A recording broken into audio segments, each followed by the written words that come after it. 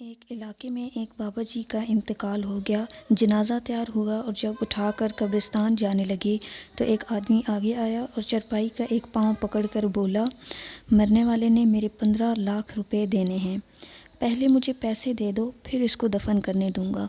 آپ تمام لوگ کھڑے تماشا دیکھ رہے تھے۔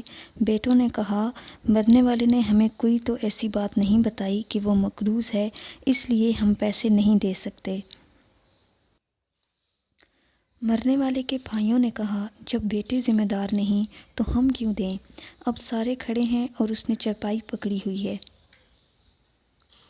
جب بات گھر کی عورتوں تک جا پہنچی، مرنے والی کی اکلوتی بیٹی نے جب یہ بات سنی تو فوراً اپنا سارا زیور اتارا اور اپنی ساری نقد رقم جمع کر کے اس آدمی کے لیے بھجوا دیں اور کہا، اللہ کے لیے یہ رقم اور زیور بیچ کر اس کی رقم رکھو اور میرے ابو کا جنازہ نہ روکو، میں مرنے سے پہلے سارا قرضہ ادا کر دوں گی، باقی رقم کا جلد بندوبست کروں گی۔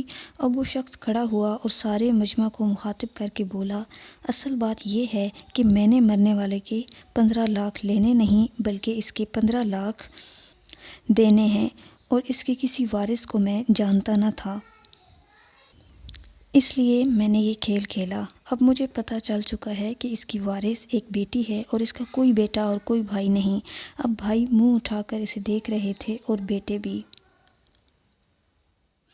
محترم ناظرین، جن کی بیٹیاں ہیں بہت خوش نصیب ہیں، لہٰذا بیٹی کی پیدائش پر خوش ہونا چاہیے۔ بیٹیوں کی شریعت میں بہت فضیلت بیان کی گئی ہے۔